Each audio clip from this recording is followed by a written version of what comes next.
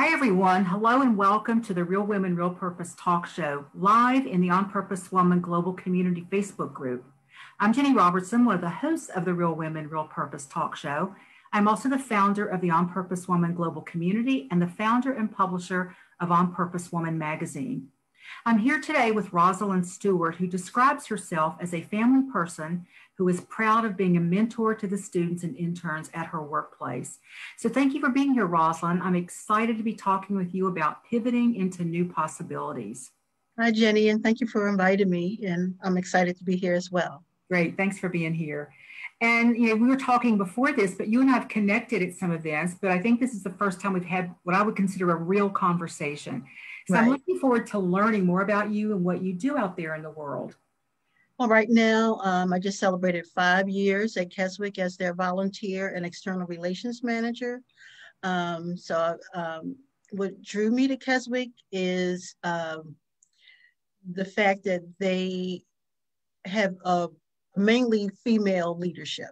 The CEO, COO, Director of Nursing. So a lot of these positions are held by women. And I was excited about that possibility because it meant to me that maybe I had a chance to, it's a place where I can move up into a better, not a better position, but to be, have more leadership.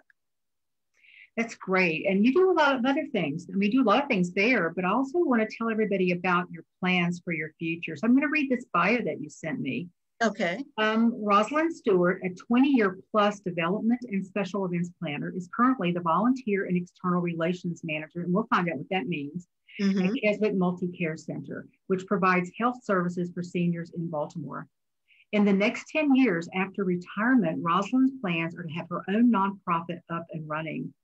It will provide access to cultural arts, primarily for students and seniors, with a community outreach component that would visit senior centers. The Cultural Arts Center's mission would be dedicated to exploring, experiencing, and celebrating cultural traditions from around the globe. Special events will be celebrated with music, dance, food, arts, and crafts, community resources, and educational exhibits, as well as offer everyday art classes, after-school programs, etc. Wow, that sounds so exciting. And we're going to talk about that a little bit later, but it sounds like you really put some planning and thinking into this. Yes, it stems from a position I had at the National Aquarium, which I really grew into and really enjoyed. So I made that for my plans for after retirement. Wonderful. I look forward to talking more about that a little further into our program. Okay. Let's start out by talking about our topic today, pivoting into new possibilities. What do you mean by that, and why is it important that we know how to do it? Well, pivoting into new possibilities, for me, well, for everyone, like the world is ever changing. Just look what happened almost a year ago with the pandemic. Everyone had to switch their way of life around, wearing the mask, social distancing.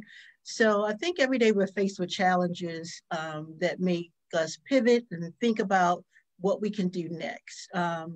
For me, each experience is a learning experience. No matter what I do in life, whether, it's a failed experience or something I win at least I've, went through those challenges and I try to glean something from each one. That's what I tell my kids, like, even if you have a bad experience, if you learn from it, then you move on and you do better. But if you keep doing the same thing over again, that means you didn't learn a lesson from it. So I just believe that life has lessons, and pivoting into new possibilities is always something that's there, whether it's a new position, a family member, like I just became a grandma of a granddaughter. Oh, congratulations. Yeah, there's always something new coming into your life. So what happens, and I know I've experienced this and you probably have too, but for our audience, what happens when we run into those changes and those challenges and we don't even see a possibility? What can happen with us? I've done that before in past life. I mean, when you get older, of course, you get a little wiser. But in the past, I've just, kind of acted like a put my head in the sand kind of type. It's like, oh, I can't do this, because you get stagnated, staying in the same place. So I found that, I learned that if you do accept those challenges and possibilities, then, your life could be better. If you find that it doesn't work for you, then you go on to something else. But I just suggest that everyone at least try those new possibilities. Okay, I know for me, when I just felt stuck, or it was easy for me to go into blame and becoming a victim or get resentful or all of that. And when we're in that mode, we're not very attractive to anybody. Right. So if we're resentful about losing a job, we're not going to find a very great job. We're going, I believe, to attract more of that same to us, whatever it is that we're putting out there.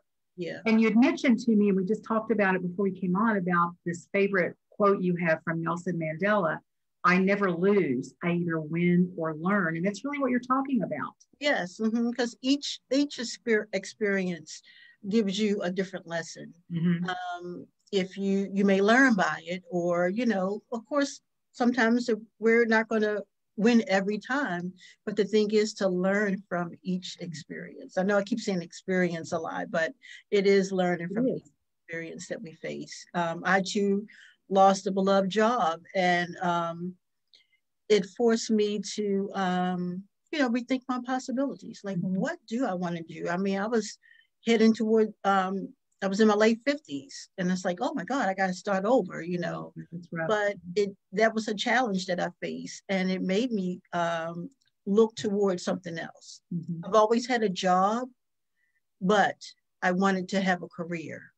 You hear people start off like younger people now, oh, my career is going to be this, but my main thing was having a job, which I've been lucky enough to have most of my adult life. But moving to Keswick, I just wanted it to turn into a career, something that kind of like check all my boxes that I always wanted to do in life. Yeah. Yeah, because a job kind of just pays the bills. That's you go into it, because that was my early thing too. Just let me find the best job for the best money. But am I going to be happy there? That was never a consideration for me when I was younger. Of course, I haven't been working for anybody else for like almost 30 years. So good for you. Yeah, I know. It's been great, actually. So in your bio, you talk about your plans for retirement, which maybe you'll call it retirement from one place, but you're certainly not retiring from working. Right. Just about this vision.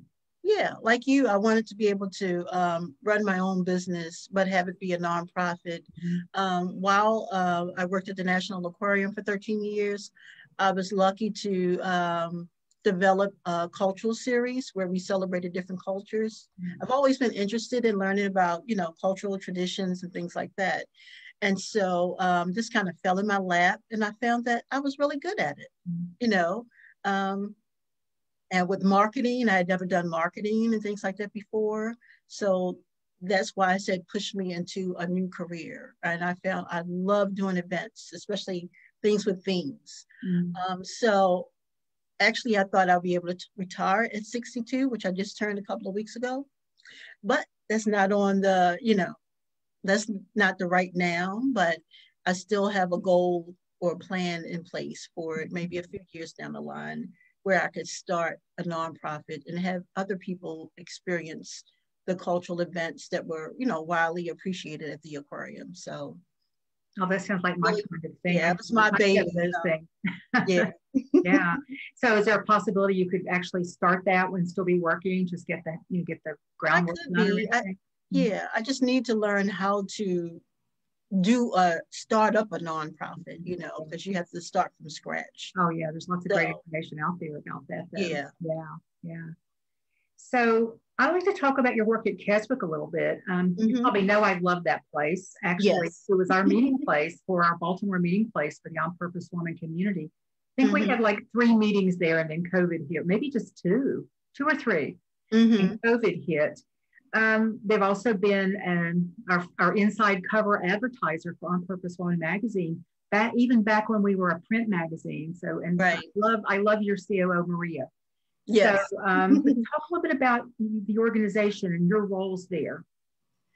Well, before COVID, of course, I was a volunteer, an internship manager. as well as doing community outreach, reaching people out in the community by attending festivals and fairs, like health fairs, Hunt Fest, especially those right here in the Hamden community, connecting with the older individuals here.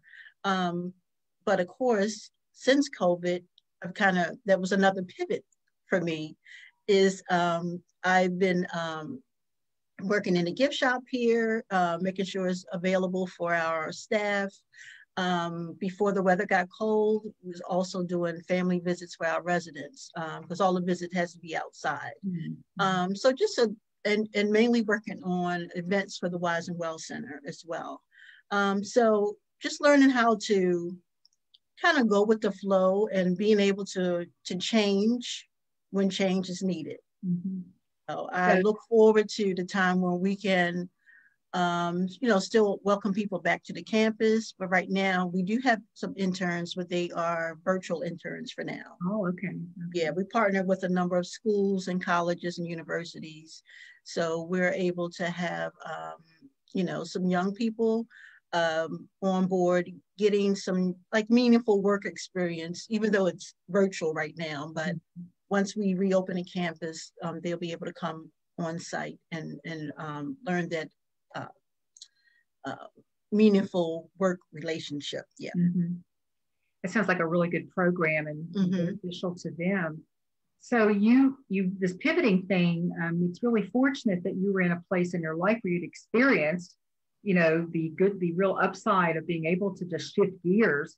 I mean, pivots become kind of like the 2020, what year are we in? 2020 word. 21. Yeah, it was like the 2020 word. I've never heard pivoting used so much. But, we used to call it, what do we used to call it? I started to say something a minute ago, now I've forgotten. But yeah, we used other things for this, being able to turn on a dime, being able to go with the flow. Go with the flow. I think that's what I was going to say. And so when this happened, instead of just kind of going, wow, I don't really have a job. What am I going to, my job here is like, they went away for now. Yeah. People stepped in and said, where can I serve? Is that really what it's about too, about service? Yes. Connecting people together, like connecting our volunteers and interns to our residents, and vice versa, because we believe in at Keswick, we have a lot of intergenerational relationships that has worked for both parties. The young people learn things, and also the older individuals are able to give their experiences and tell their life stories. So they're sharing those life stories that works for both parties. We have a resident that just turned 111 years old, and she's still 111. 111 years old. Can you imagine life stories from her? Wow. She's still doing okay with her mind? She's doing well. What's her secret, has she said? Well, she never married. Oh, that's so funny. And she didn't have kids, but she helped raise her nieces and nephews. But that's a good secret. She said she never married. So. Oh gosh, that is too funny. Yeah. I saw a woman being interviewed somewhere who'd reached like 105, and they asked her, and she was in a nursing home. She was in a wheelchair. She was as sharp as she could be. They asked her secret. She goes, I take a good stiff drink every day. That's a good one too. So the Wise and Well Center, which is part of Keswick, but it's for people, it's for the community. It's not for your residents. Right. Any individual that's 50 plus that want to go on their journey of being the best them they could be. Yeah. It's a great place. And you're doing some things, I think they're virtually now, right? Yes. They're doing a lot of yoga, Tai Chi. There are, management classes like how to live well with diabetes, evidence-based programs for older adults, fun things like, I think the book club is still meeting. And then we're doing, like in March, we're partnering with the Women's Heritage Center to bring a presentation to those who wish to join. So a lot of different things. We just had a drive-through in December, where we had a holiday theme some of the staff dressed as characters from How the Grinch Stole Christmas. Wow. And so members and volunteers were able to drive through, get some little treats, and see lights and things like that along the way. So it was really nice to see people, and the drive-through allowed for less contact. Mm-hmm. You know, people didn't have to get out of their cars, anything like that. Yeah, yeah. Well, I know that trying to keep engaged with everyone. That's so important because the Wise and Well Center itself had been open, I think, 2 years. I think we just had third anniversary. We had the third anniversary, mm-hmm. I guess 2 years before COVID, 2.5 years. And so it was still really just. Ginny, you froze a minute. What was that? What did you say? Oh, you had froze for a minute. Oh dear, thanks for telling me that. Hopefully mm-hmm. It didn't too much. I just said you'd been around for about 2.5 years before COVID. And we're still just really getting out there in the community and letting people know where you are. But I think what's the membership there, like $60 a year? $60 a year. Mm-hmm. And you can get some free things and some really discounted programs. So check that out if you're 50 plus and you want to, it doesn't matter where you live because you can do things online right now. I'm planning on joining and going there and doing some things. I should probably just go ahead and join now, and that would inspire me to get online. Yeah. I really like it. I'm really impressed with the facility. So plus with the pandemic, that's another pivoting moment where the Wise and Well Center had hoped down the line that they could offer some virtual programming, but now they really had to dive into it once the pandemic hit, and people weren't allowed to come out, and come into the center. So it just sped up the vision of having online classes, which will then, that's happened with a lot of us. I think it's going to be to our benefit that we actually put those things in place, because I plan on keeping some of that going once we go back in person. Right. So you mentioned that you have volunteer opportunities there and you have students coming in, but why would somebody volunteer with you? Like, do you have needs from the community? If anybody's watching and said, oh, when we get past this COVID thing, I'd really like to do something there. Is that possible? It's mainly helping our 200 plus residents, volunteering for activities. There may be some residents that may not have a lot of family members left. Mm-hmm. So, just being a companion to someone. So we have like a peer-to-peer relationship. We have older volunteers that come to visit the residents, so they have more in common. Then we have our younger volunteers that, give insight to our older population. Mm-hmm. We also have a gift shop here where kids can learn the retail business. Oh, nice. A lot of college students come here for internships, because they may be going into the medical field. And then older volunteers come here to help out, because maybe they're retired and they, want to do something and help someone. So it's just a matter of, giving service to someone other than yourself, just helping out someone that, just a kind word every day may make their whole day. Mm-hmm. Yeah. So if someone wanted to get in touch with you about that, how might they get in touch with you? Well, it's on our website at choosekeswick.org. And also you can reach me at Keswick and ask for the Volunteer Services Office. But there is a form right on our, under volunteer, on our website where they can reach us and let us know when they're interested in coming. Mm-hmm. Right now they can do it online, because we're asking volunteers to send letters and cards, to cheer up our residents. So most of our volunteers have been doing that since the pandemic started. Well, I think that sounds like a nice project for the on-purpose woman community. I'm going to spread that around a bit. Right. Fun. I'd like to starting a pen pal club. Yeah. So sometimes the residents may not be able to write you back unless they have some help with the nursing staff, but they love receiving those cards and letters. Mm-hmm. They really do. It really has cheered them up. Yeah, that's a great idea. I'm so glad that I actually mentioned that, because I don't know, I lost track of it. I know you were doing that early on in the pandemic, and I think it's still ongoing. Yeah, that's good, because I mean, it will be ongoing even after the pandemic, I would think, because like you said, they may not have anyone coming to visit on a regular basis. Yeah, that'll help us with our grandparent, adopted grandparent program or the pen pal program. Okay. I know one of the things I most loved about having our meetings at Keswick when we could was it's a beautiful facility. The Wise and Well Center is a beautiful facility, but also Maria makes sure that the information, or somebody made sure the information went out to your mailing list. And so we attracted some new women. Some of them were in their 80s. And a couple of them were actually starting a business.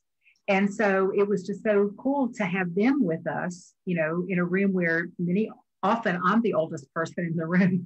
So it's kind of fun to have them there and their perspective and their grace and their wisdom. So that whole intergenerational thing just adds such a cool layer to everything that we're doing.